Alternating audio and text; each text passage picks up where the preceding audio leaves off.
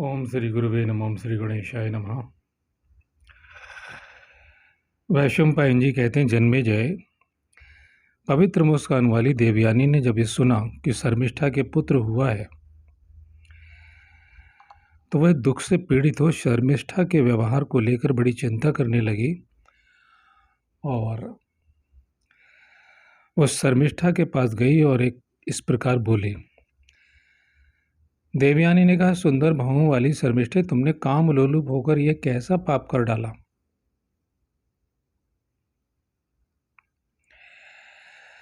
शर्मिष्ठा बोली, सखी, कोई धर्मात्मा ऋषि आए थे जो वेदों के पारंगत विद्वान थे। मैंने उन वरदायक ऋषि से धर्मानुसार काम की याचना की थी। स्पष्ट समझ लें, संभोग की याचना की थी। सूची स्मिते, मैं न्याय विरुद्ध काम का आचरण नहीं करती। मैं उन ऋषि से ही मुझे संतान पैदा हुई है, यह तुमसे सत्य कहती हूँ।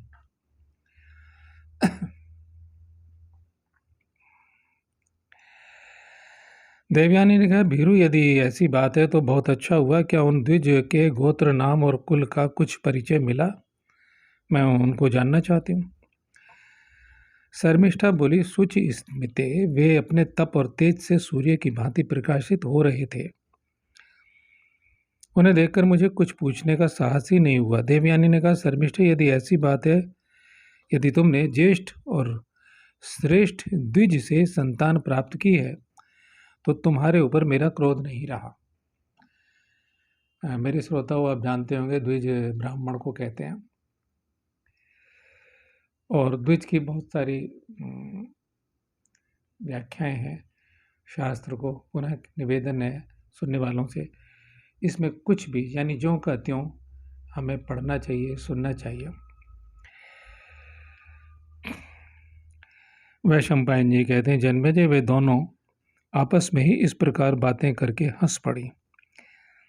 देवयानी को प्रतीत हुआ कि शर्मिष्ठा ठीक कहती है, अतः वह चुपचाप महल में चली गई। राजा ययाति ने देवयानी के गर्भ से 2 पुत्र उत्पन्न किए, जिनके नाम थे यदु और तुर्वसु। वे दोनों दूसरे इंद्र और विष्णु की भांति प्रतीत होते थे। उन्हीं राज ऋषि से वृषपर्वा की पुत्री शर्मिष्ठा ने 3 पुत्रों को जन्म दिया, जिनके नाम थे द्रुह्यु। थोड़ा नाम कठिन है, इसलिए शायद समझ में ना आए, मैं दोबारा उच्चारण करता हूँ। द्रुह्यु, अनु और पुरु। राजन, तदंतर किसी समय पवित्र मुस्कान वाली देवयानी ययाति के साथ एकांत में वन में गई। वहां उसने देवताओं के समान सुंदर रूप वाले कुछ बालकों को निर्भय होकर क्रीड़ा करते हुए देखा। उन्हें देखकर आश्चर्यचकित हो वह इस प्रकार बोली।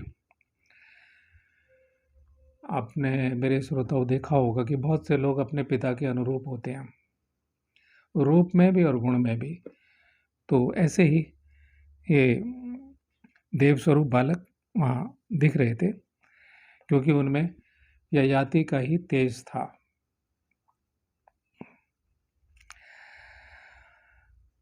देवयानी ने पूछा, राजन, ये देव बालकों के तुल्य शुभ लक्षण संपन्न कुमार किसके हैं? तेज और रूप में तो ये मुझे आप ही के समान जान पड़ते हैं।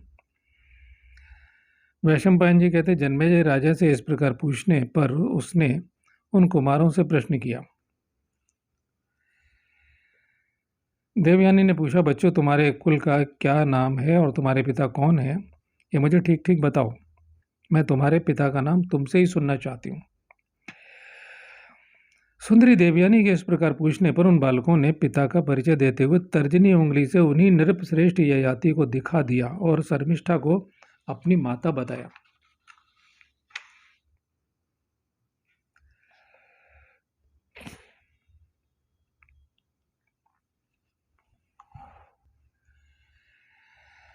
वैशंपायन जी कहते हैं, ऐसा कहकर वे सब बालक एक साथ राजा के समीप आ गए, परंतु उस समय देवयानी के निकट राजा ने उनका अभिनंदन नहीं किया, उन्हें गोद में नहीं उठाया। तब वे बालक रोते हुए शर्मिष्ठा के पास चले गए। उनकी बातें सुनकर राजा ययाति लज्जित से हो गए। उन बालकों का राजा के प्रति विशेष प्रेम देखकर देवयानी सारा रहस्य समझ गई और शर्मिष्ठा से इस प्रकार बोली। देवयानी बोली, भामिनी, तुम तो कहती थी कि कोई ऋषि आपके पास आया करते थे। यह बहाना लेकर तुम राजा ययाति को ही अपने पास आने के लिए प्रोत्साहन देती रही। मैंने पहले ही कह दिया था कि तुमने कोई पाप किया है। शर्मिष्ठे, तुमने मेरे अधीन होकर भी मुझे अप्रिय लगने वाला बर्ताव क्यों किया? तुम फिर उसी असुर धर्म पर उतर आई। मुझसे डरती भी नहीं हो? शर्मिष्ठा बोली। मनोहर मुस्कान वाली सखी, मैंने जो ऋषि कहकर अपने स्वामी का परिचय दिया था सो सत्य ही है। मैं न्याय और धर्म के अनुकूल आचरण करती हूँ, अतः तुमसे डरती नहीं हूँ। जब तुमने पति का वर्ण किया था उस सही समय मैंने भी कर लिया था। शोभने, जो सखी का स्वामी होता है वही उसके अधीन रहने वाली अन्य अविवाहिता सखियों का भी धर्मतः पति होता है। तुम ज्येष्ठ हो, ब्राह्मण की पुत्री हो, अतः मेरे लिए माननीय एवं पूजनीय हो, परंतु ये राजऋषि मेरे लिए तुमसे भी अधिक पूजनीय है। राजऋषियों का आगे अर्थ समझ में आ जाएगा और इनके पिता मैंने बता ही दिया कि वो राजऋषि नहुस थे और राजा जनक को राजऋषि कहा जाता है। राजऋषि प्रधान हुए हैं और भी बहुत सारे ऋषि मुनियों की एक लंबी श्रृंखला है जिनका क्रम से आपको स्पष्टीकरण होता रहेगा। जहाँ नहीं होगा वह मैं कुछ शब्दों से स्पष्ट करूँगा, कोशिश रहेगी कम शब्दों में आपको बताऊं। तो परंतु ये राजऋषि मेरे लिए तुमसे भी अधिक पूजनीय हैं, क्या ये बात तुम नहीं जानती? शुभे, तुम्हारे पिता और मेरे गुरु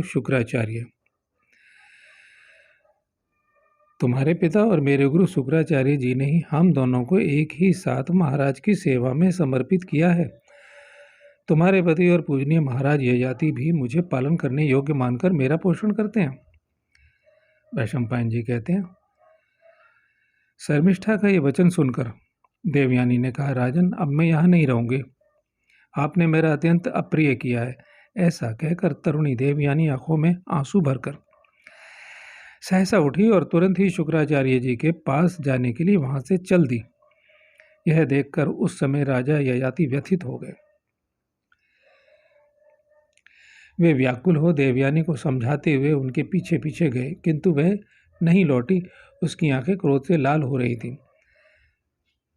स्मरण रहे, ब्रह्मज्ञानी, आजकल के ब्रह्मज्ञानी नहीं, तथाकथित, या मैंने जहाँ से ये महाभारत की कथा शुरू की है, ब्रह्मज्ञानी का मतलब जो ब्रह्म शक्ति से संपन्न है, अनंत ब्रह्मांडीय शक्ति से संपन्न है, स्वयं ही ब्रह्मांडीय शक्ति है। ब्रह्म परमात्मा एक देहधारी परमात्मा है, तो और समस्त भाव उससे हैं। तो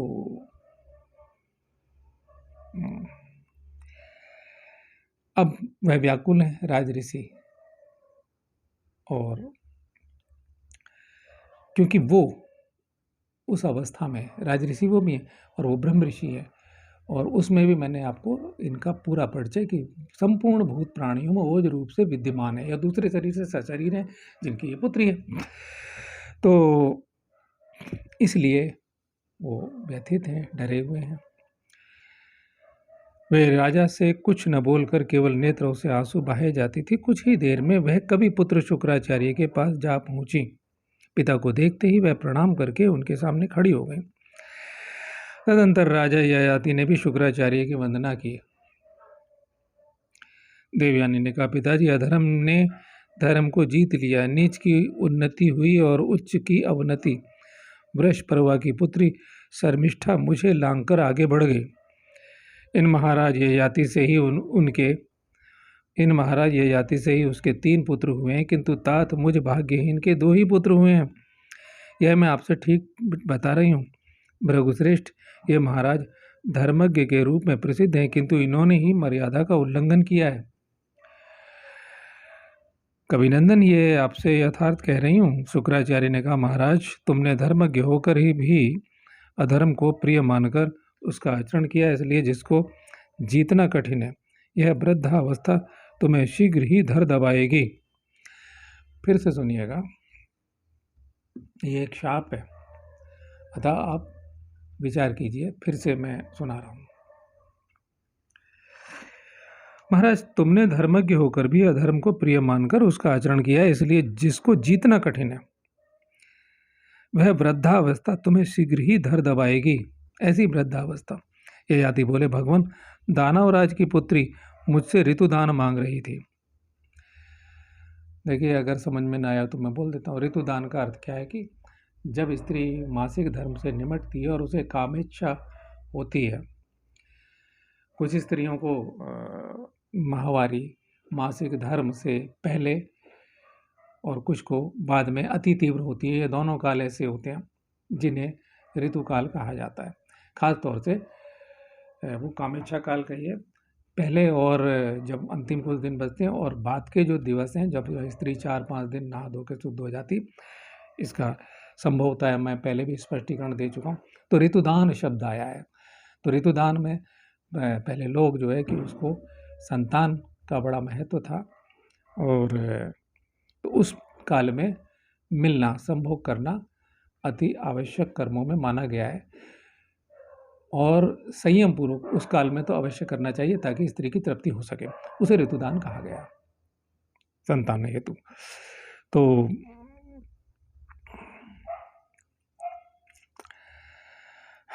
ऋतुदान मांग रहा था। मैंने धर्म सम्मत मानकर यह कार्य किया, किसी दूसरे विचार से नहीं। ब्राह्मण, जो पुरुष न्याय युक्त ऋतु की याचना करने वाली स्त्री को ऋतुदान नहीं देता, ये धर्म की किताब है, धर्म के कानून है, तो आप ये देख लीजिए। वह ब्रह्मवादी विद्वानों द्वारा भ्रूण हत्या करने वाला कहा जाता है। जो न्याय सम्मत कामना से युक्त गम्या स्त्री के द्वारा, गम्या स्त्री अर्थात जिसका गमन किया, जिसमें गमन किया जा सके, मिला जा सके, संभोग किया जा सके, स्त्री के द्वारा एकांत में प्रार्थना करने पर उसके साथ समागम नहीं करता, वह धर्मशास्त्र में विद्वानों द्वारा गर्भ की हत्या करने वाला बताया जाता है। अब यहाँ पर न्याय युक्त है कि वो यह भी विचार किया जाए, सब देश काल परिस्थिति में स्वतंत्रताएं मौजूद होनी चाहिए कहीं, क्योंकि धर्म की लाइनों का आदमी दुरुपयोग करने लगता है। यहाँ वह मन से पत्नी मान चुकी है और उनकी दासियों के साथ हो गई है, उनकी दासी है, और ये वो काल है, प्राचीन काल है। ठीक है। तो अभी मैंने फिर कहा कि पांडव कौरवों का तो जन्म ही नहीं हुआ है, अभी उनके पूर्वजों का भी जन्म नहीं हुआ है। ये बहुत पूर्व की काल की बात है, सत्युग के आरंभ काल की बात है। सृष्टि के आरंभ काल में जो ऋषि उत्पन्न हुए उनका मैंने सारा वर्णन किया, वहाँ की बात है, उस समय की बात है, काल ध्यान रखा जाए। ब्राह्मण, मेरा यह व्रत है कि मुझसे कोई भी जो वस्तु मांगे उसे मैं वह अवश्य देता हूँ। आपके ही द्वारा मुझे सौंपी हुई शर्मिष्ठा इस जगत में दूसरे किसी पुरुष को अपना पति, अब आपने मुझे सौंप दी, दूसरे किसी पुरुष को अपना पति बनाना नहीं चाहती थी, अतः उसकी इच्छा पूर्ण करना धर्म समझकर मैंने वैसा किया। आप इसके लिए मुझे क्षमा करें। भृगुश्रेष्ठ, इन्हीं सब कारणों का विचार करके अधर्म की भय से उद्विग्न होकर मैं शर्मिष्ठा के पास गया था। शुक्राचार्य ने कहा, राजन, तुम्हें इस विषय में मेरे आदेश की भी प्रतीक्षा करनी चाहिए थी, क्योंकि तुम मेरे अधीन हो। ये बिल्कुल ठीक कह रहे हैं। न उस नंदन, धर्म में मिथ्या आचरण करने वाले पुरुष को चोरी का पाप लगता है। वैशंपायन जी कहते हैं, क्रोध में भरे हुए शुक्राचार्य के शाप देने पर नहुष पुत्र राजा ययाति उसी समय पूर्वावस्था यौवन का परित्याग करके तत्काल बूढ़े हो गए। अब ब्रह्मज्ञानी अगर असली है आज की तथाकथित भाषा में, तो अभी शाप दे तो अभी ऐसा होना चाहिए कि जाओ बूढ़े हो जाओ तो बूढ़े हो जाओ, कुत्ता हो जाओ तो कुत्ता हो जाओ। और अगर ऐसा नहीं है तो खाली बकवास करते हैं, शब्द जाल फेंक रहे हैं, बकबक करते हैं, बकवास करते हैं। तो ब्रह्मज्ञानी की यह व्याख्या है। तो राजन, इसमें ज्ञान शक्ति है, ब्रह्म शक्ति, ज्ञान शक्ति संपन्न। क्रोध में भरे हुए शुक्राचार्य के शाप देने पर नहुष पुत्र राजा ययाति उसी समय पूर्वावस्था यौवन का परित्याग करके तत्काल बूढ़े हो गए। ऐसा ही होता है। तो प्रिय श्रोताओं, ध्यान रखें। और आज के युग में भी ये जितने यूट्यूब पर या अन्य आपके अपने गुरु भी हैं तो तलाशिए, और कम से कम गुरु को इतना ईमानदार तो होना ही चाहिए कि भाई अभी नहीं हुआ है, मैं मार्ग में हूँ, या मैं अभी ABCD शुरू कर रहा हूँ, या मैं एक साधारण कुछ तो बोलना चाहिए उसे।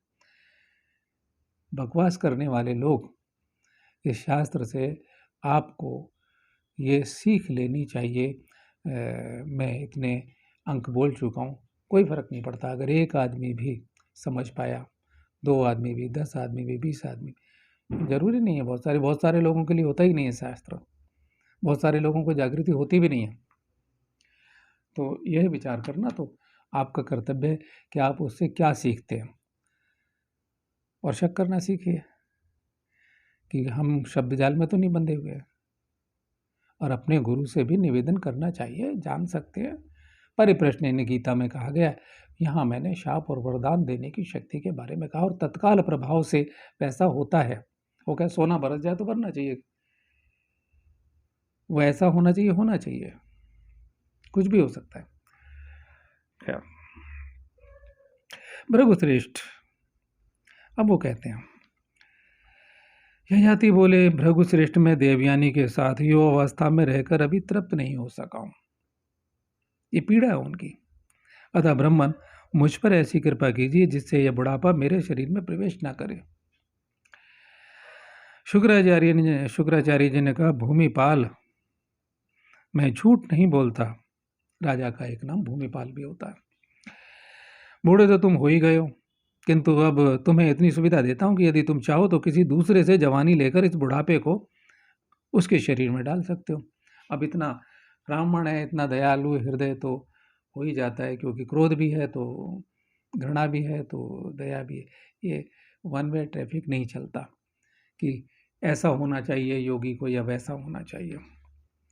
ययाति बोले, ब्राह्मण, मेरा जो पुत्र अपनी यो अवस्था मुझे दे दे, वही पुण्य और कीर्ति का भागी होने के साथ ही मेरे राज्य का भी भागी हो। आप इसका अनुमोदन करें, यानी आप साक्षी हो जाएं। यदि शुक्राचार्य साक्षी हैं तो राजा जो कहेगा वो तत्काल वैसा हो जाएगा। शुक्राचार्य जी ने कहा, नहुस नंदन, तुम भक्ति भाव से मेरा चिंतन करके, देखिए नहुस नंदन, तुम भक्ति भाव से मेरा चिंतन करके अपनी वृद्धावस्था का इच्छा अनुसार दूसरे के शरीर में संचार कर सकोगे। साक्षी हो गए, वचन दे दिया है।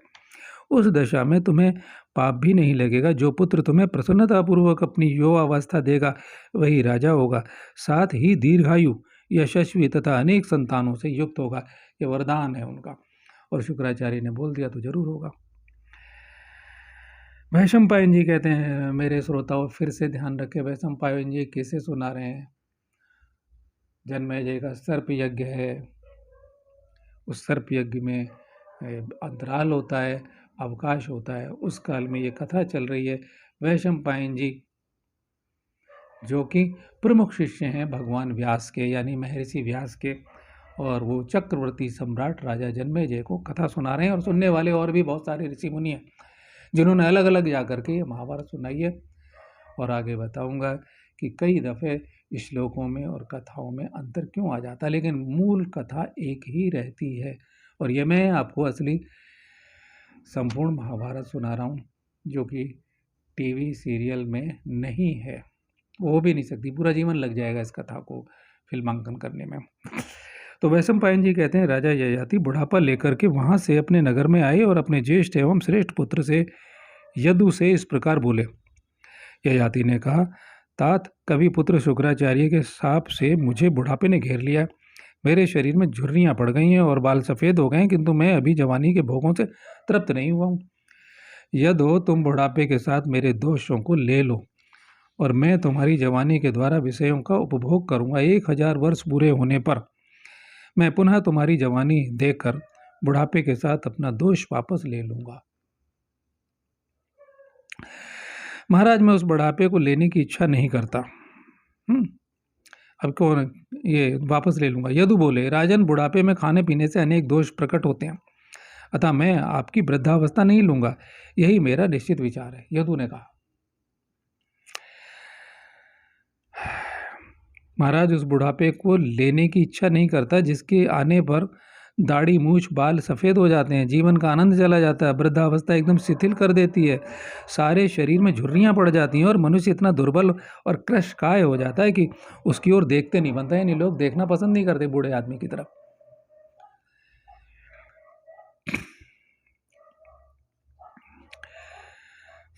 बुढ़ापे में कामकाज करने की शक्ति नहीं रहती। युवतियां तथा जीविका पाने वाले सेवक भी, यानी युवतियां यानी जवान लड़कियां तथा जीविका पाने वाले सेवक भी तिरस्कार करते हैं। अतः मैं वृद्धावस्था नहीं लेना चाहता। धर्मज्ञ नरेश्वर, आपके बहुत से पुत्र हैं जो आपको मुझसे भी अधिक प्यारे हैं, अतः बुढ़ापा लेने के लिए किसी दूसरे पुत्र को चुन लीजिए। ययाति ने कहा, तात, तुम मेरे हृदय से उत्पन्न और सुपुत्र होकर भी मुझे अपनी युवावस्था नहीं देते, इसलिए तुम्हारी संतान राज्य की अधिकारिणी नहीं होगी। पहले उन्होंने यदु से ही कहा था, जो बड़ा पुत्र था। अब उन्होंने तुर्वसु को बुलाकर कहा, तुर्वसु को प्यार से जैसे बोलते हैं तुर्वसो। अब कोई माला को बोलते मालो, जैसे आप बोलती हैं कि आपकी माँ बोलती थी मालो, हैं। अब पम्मी को बोलते हैं पम्मो, यानी ऐसे कोई है ना, ठीक है। तो अब उन्होंने तुर्वसु को बुलाकर कहा, तुर्वसु, बुढ़ापे के साथ मेरा दोष ले लो बेटा, मैं तुम्हारी जवानी से विषयों का उपभोग करूंगा। 1000 वर्ष पूर्ण होने पर मैं तुम्हें जवानी लौटा दूंगा और बुढ़ापे सहित अपने दोष वापस ले लूंगा। तुर्वसु बोले, तात, काम भोग का नाश करने वाली वृद्धावस्था मुझे नहीं चाहिए। वह बल तथा रूप का अंत कर देती है और बुद्धि एवं प्राण शक्ति का भी नाश करने वाली है। ययाति ने कहा, तुर्वसु, तू मेरे हृदय से उत्पन्न होकर भी मुझे अपनी युवावस्था नहीं, तथा अभी हृदय से मतलब ये नहीं है भाई मेरे पाठकों, समझ लो, ये तो आप भी जानते हैं, लेकिन सब तरह के पाठक मेरे या श्रोता मेरे सुनने वाले हैं। मैं पाठक इसलिए बोल देता हूँ कि मैं लिखता भी हूँ, तो ऐसा ना हो कि, तो अब हृदय से नहीं, हृदय का मतलब जो अपनी हृदय की भावना से जिस टाइम मिलन किया पत्नी से, उस टाइम पूरी हृदय की संपूर्ण भावनाएं कि मेरा पुत्र उत्पन्न होगा, ऋतुदान यानी उस समय में ऋतुदान, वो केवल वासना के लिए मिल रहा है, साथ साथ ये कि मेरे संतान हो, वो ये मुझसे ऋतुदान मांग रही है, जिसकी मैंने अभी कुछ शब्दों में स्पष्ट किया है, स्पष्टता दी है। जब मैंने स्पष्टता दे दी तो हृदय की भावनाओं से संयुक्त होकर संतान में प्रवृत्त होना, काम मिलन है लेकिन साथ में संतान का भाव है। तो हृदय की भावनाओं से मिला और हृदय से वो उत्पन्न हुआ है, गर्भ में आ गया है, तो उत्पन्न हुआ है। तो मुझे अपनी युवावस्था नहीं देता, इसलिए तेरी संतति नष्ट हो जाएगी। एकदम शाप दे दिया। संतति यानी संतानें, अब इससे वंश नहीं चलेगा। वंश कौन चलाएगा, ये आगे आने वाला है। मूढ़, जिनके आचार और धर्म वर्ण संकरों के समान है, अब तुर्वसु को शाप दिया है, जो प्रतिलोम संकर जातियों में गिने जाते हैं तथा जो कच्चा मांस खाने वाले हैं एवं चांडाल आदि की श्रेणी में है, ऐसे लोगों का तू राजा होगा। जो गुरु पत्नियों में आसक्त हैं, जो पशु पक्षी आदि का सा आचरण करने वाले हैं तथा जिनके सारे आचार विचार भी पशुओं के समान ही हैं, उन पापात्मा मलेच्छों का राजा होगा। अब मलेच्छ शब्द पहले राजा दुष्यंत का, जब मैंने प्रसंग सुनाया था राजा दुष्यंत और शकुंतला की प्रेम कथा, मैंने आपको पिछले प्रसंगों में सुनाई हुई है। तो उसमें क्या है कि उसमें जो मैंने कथा सुनाई हुई है, तो उसमें मलेच्छों का वर्णन आया कि वहाँ तक मलेच्छों के राज्य की सीमा, तो मलेच्छ भी उनके अधिकार में है। और अब ये मैं आपको बता दूं, यानी उसके बाद युग बदले, एक मलेच्छ जाति, अर्जुन ने भी जब बाद में पांडवों का जन्म हुआ तो उसमें कितने लाख मलेच्छों का संहार अर्जुन करते हैं, ये आगे प्रसंगों में आएगा। जो लोग रुचि से मेरी कथा सुनेंगे तो मलेच्छ। और जब युग बदला, सतयुग खत्म हुआ, फिर जब त्रेता समाप्त, राम का काल आया, फिर कृष्ण का काल आया, और अब कलयुग चल रहा है जिसकी आयु 4,32,000 वर्ष कही गई है, और उसमें से 5,000 वर्ष कुछ चल रहा है, बीत चुके हैं। तो अभी ऐसे में तो वो अब से 1400 साल पहले इसी से, अब ये जो लक्षण है इन्हीं में से मुसलमान पैदा होते, मुस्लिम धर्म चला। यानी एक आदमी जिसे शास्त्रों में भविष्य पुराण में, आपको बता दूं, भविष्य पुराण में जो कि कृष्ण का और युधिष्ठिर का संवाद में भीष्म पितामह के प्रसंग है, उसमें कहा गया है क्या कि महामद नाम से पैदा होगा। भविष्य में पहले ही घोषणा कर दिए, 5000 साल पहले घोषणा कर दिए। उसमें क्राइस्ट यानी ईसा मसीह के बारे में भी ऐसा होगा। यानी ये विधर्मी लोग हैं, धर्म है ही नहीं, कि महामद यानी महामद, मद मद मद माने क्या है? मद मद यानी मद माने अहंकार, मद, ठीक है। महामद, अब उसे कह दिया मोहम्मद, वो उसका नाम मोहम्मद बोलते हैं, लेकिन वो महामद है।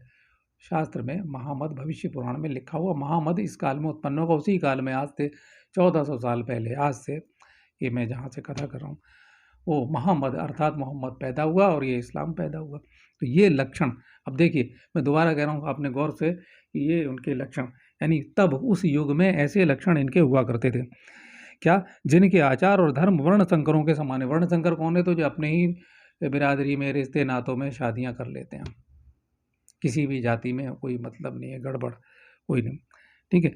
प्रतिलोम, जो प्रतिलोम संकर जातियों, प्रतिलोम संकर क्या होता है? जो आपस में शादियां कर ले और फिर उनसे संतानें होती हैं। ऐसा हमारे यहाँ तो नहीं होता, हमारे तो भाइयों का विचार किया जाता है। तथा जो कच्चा मांस खाने वाले हैं, हम चांडाल आदि की श्रेणी में गिने जाते हैं। तो ऐसे लोगों का तू राजा होगा, शाप दे रहे हैं उसे। और जो गुरु पत्नियों में आ सकते हैं, गुरु पत्नी तो माँ से भी पूज्य अधिक होती है, माता के समान, माँ ही होती है वो, गुरु माता कहते हैं उसे। और वो कहते हैं गुरु पत्नियों में आ सकते हैं जो पशु पक्षी आदि का आचरण, यानी जानवरों का आचरण करने वाले हैं, पशु पक्षियों, तथा जिनके सारे आचार विचार भी पशुओं के समान ही है, तो उन पापात्मा मलेच्छों का राजा होगा। तो ये मलेच्छ एक जाति थी, ठीक है। ये वर्णन है वैशंपायन जी कहते हैं, जन्मेजय राजा ययाति ने इस प्रकार अपने पुत्र तुर्वसु को शाप देकर शर्मिष्ठा के पुत्र द्रुहयु से ये बात कही। द्रुहयु से ये बात कही, क्या कहे कि ययाति ने कहा, द्रुहयो, अब इसे भी वैसे ही बोल रहे हैं प्यार से, द्रुहयो, कांति तथा रूप का नाश करने वाली यह वृद्धावस्था तुम ले लो और 1000 वर्षों के लिए अपनी जवानी मुझे दे दो। 1000 वर्ष पूर्ण हो जाने पर मैं पुनः तुम्हारी जवानी तुम्हें दे दूंगा और बुढ़ापे के साथ अपना दोष फिर ले लूंगा। द्रुहयो बोले, पिताजी, बूढ़ा मनुष्य हाथी, घोड़े और रथ पर नहीं चढ़ सकता, स्त्री का भी उपभोग नहीं कर सकता, उनकी वाणी भी लड़खड़ाने लगती है, अतः मैं वृद्धावस्था नहीं लेना चाहता। ये हाथी बोले, द्रुहयो, तू मेरे हृदय से उत्पन्न होकर भी अपनी जवानी मुझे नहीं दे रहा है, इसलिए तेरा प्रिय मनोरथ कभी सिद्ध नहीं होगा। यानी जो भी तू कामना करता है, जो प्रिय मनोरथ, जो भी मनोरथ करेगा, सिद्ध नहीं होगा। जहां घोड़े जुते हुए उत्तम रथों, घोड़ों, हाथियों, पीठकों कहते पालकियों, इसमें अर्थ दिया, गधों, बकरों, बैलों और शिबिका आदि की भी गति नहीं है। यानी ऐसा स्थान जहां प्रतिदिन नाव पर बैठकर ही घूमना फिरना होगा, ऐसे प्रदेश में तू अपनी संतानों के साथ चला जाएगा और वहां तेरे वंश के लोग राजा नहीं, भोज कहलाएंगे। और मेरे फिर श्रोताओं, भोजकों का संहार भी, ये भोजक जाति, जब महाभारत काल आया और पांडवों का जन्म होता है, उनके पूर्वजों का, फिर पांडवों का, तो अर्जुन भोजकों का भी, कई लाख भोजकों का भी संहार करता है। उस महाभारत के युद्ध में वे भी मारे गए। तदंतर ययाति ने अनु से कहा, अनु को कहा, अनु, तुम बुढ़ापे के साथ मेरा दोष ले लो और मैं तुम्हारी जवानी के द्वारा 1000 वर्ष तक सुख भोगूंगा। अनु बोले, पिताजी, बूढ़ा मनुष्य बच्चों की तरह असमय में भोजन करता, अपवित्र रहता है तथा समय पर अग्निहोत्र नहीं करता, अतः ऐसे वृद्धावस्था को मैं नहीं लेना चाहता। यह हाथी ने कहा, अनु, तू मेरे हृदय से उत्पन्न होकर भी अपनी युवावस्था मुझे नहीं दे रहा है और बुढ़ापे के दोष बतला रहा है, अतः तू वृद्धावस्था के समस्त दोषों को प्राप्त करेगा और तेरी संतान जवान होते ही मर जाएगी तथा तू भी बूढ़े जैसा होकर अग्निहोत्र का त्याग कर देगा। ये शाप उसे, जो जिससे कह रहे हैं ना प्यार से, अनु, बड़े प्यार से, तो शाप दे दिया उसे। तत्पश्चात ययाति ने पुरु से कहा, पुरु को कहा, पुरो, तुम मेरे प्रिय पुत्र हो, गुणों से तुम श्रेष्ठ होगे, तात मुझे बुढ़ापे ने घेर लिया है। अब अंगों में झुर्रियां पड़ गई और सिर के बाल सफ़ेद हो गए। बुढ़ापे के सारे चिन्ह मुझे एक साथ ही प्राप्त हो गए। कवि पुत्र शुक्राचार्य के शाप से मेरी यह दशा हुई है। मैंने कवि का अर्थ बता दिया है कि रसायन विद्या में जो परम है उनसे बड़ा कोई नहीं, परम ब्रह्म परमात्मा ही हूँ, तो वो कवि कहलाते हैं। कवि का मतलब ये नहीं है कि कविता करने वाला, तो कवि पुत्र उन्हें कहा गया है और स्वयं वो कविराज थे, कवियों में श्रेष्ठ हैं। ये मैं पहले बता चुका हूँ, पुनः थोड़ा सा याद दिला दूँ जो मेरे नए श्रोता होंगे कोई भविष्य में। कवि पुत्र शुक्राचार्य के शाप से मेरी यह दशा हुई है, किंतु मैं जवानी के भोगों से अभी तृप्त नहीं हुआ हूँ। पुरो, तुम बुढ़ापे के साथ मेरे दोषों को ले लो और मैं तुम्हारी युवावस्था लेकर उसके द्वारा कुछ काल तक विषयों का भोग करूंगा। 1000 वर्ष पूरे होने पर मैं पुनः तुम्हारी जवानी दे दूंगा और बुढ़ापे के साथ अपना दोष ले लूंगा। वैशंपायन जी कहते हैं, ये जाति के ऐसा कहने पर पुरु ने अपने पिता से विनय पूर्वक कहा, महाराज आप मुझे जैसा आदेश दे रहे हैं आपके इस वचन का मैं पालन करूंगा। गुरुजनों की आज्ञा का पालन मनुष्य के लिए पुण्य, स्वर्ग तथा आयु प्रदान करने वाला है। इस बात पर पहले मैं अपने गुरुदेव को प्रणाम करता हूँ। मेरी परंपरा तंत्र गुरु को प्रणाम करता हूँ। तंत्र गुरु की परंपरा महाराज अरुण कुमार शर्मा, मेरे योग विद्या के गुरुदेव भगवान कपिल देव महाराज जी, उनके श्रीणी चरणों में, और जो मेरे दादा परदादा तंत्र परंपरा के बाबा विशुद्धानंद परमहंस और अन्य श्रेष्ठ गुरुओं को प्रणाम करते हुए पाठ को भाव आ गया तो थोड़ा विराम करते हैं और मैं अभी बोलता हूँ। तो गुरुजनों की आज्ञा का पालन मनुष्य के लिए पुण्य क्या देता? पुण्य, स्वर्ग तथा आयु प्रदान करने वाला है। अब स्वर्ग से यहाँ समझ लो, स्वर्ग केवल नहीं, स्वर्ग के द्वार से मनुष्य कहाँ जा रहा है? स्वर्ग अभी मैंने कई बार बोला, ये अभी हम अगर धारणा में पहुँच जाते, ध्यान तो बड़ी उपलब्धि, ध्यान एक उपलब्धि है, तो क्या है कि स्वर्ग के भांति जीवन अभी प्रवेश करेंगे और ब्रह्म में प्रवेश करते हैं, ब्रह्म के मार्ग में जाते हैं। मुझे नहीं मालूम आगे भविष्य में, मैं इसलिए नहीं, मैं तो कथा पढ़ रहा हूँ और ये जगत है यहाँ पे जो नहीं है। मेरी कथा को सुनने वाले चाहे मुट्ठी भर लोग हों, लेकिन ये जो अनस्त, ये जो विराट है, अदृश्य है, इसमें मेरी कथा सुनने वाले हैं, यहाँ हैं, तो वो सुन रहे हैं और मुझे गुरुदेव ने ये वाणी चेतना प्रदान की है, नहीं तो अपनी तो वाणी भी कुछ थी नहीं। तो गुरुजनों की आज्ञा का पालन करने से मनुष्य के लिए पुण्य, स्वर्ग तथा आयु प्रदान करने वाला गुरु के ही प्रसाद से इंद्र ने तीनों लोकों का शासन किया।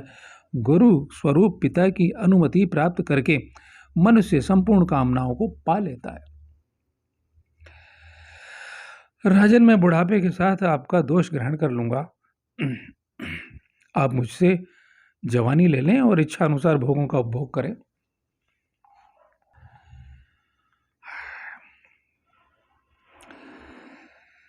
मैं वृद्धावस्था से आच्छादित होकर आपकी आयु रूप धारण करके रहूंगा और आपको जवानी देकर आप मेरे लिए जो आज्ञा देंगे उसका पालन करूंगा। और ययाति बोले, वत्स पुरो, मैं तुमसे प्रसन्न हूं और प्रसन्न होकर तुम्हें ये वर देता हूं। तुम्हारे राज्य में सारी प्रजा समस्त कामनाओं से संपन्न होगी। ऐसा कहकर महातपस्वी ययाति ने शुक्राचार्य का स्मरण किया और अपनी वृद्धावस्था महात्मा पुरु को देकर उनकी युवावस्था ले ली।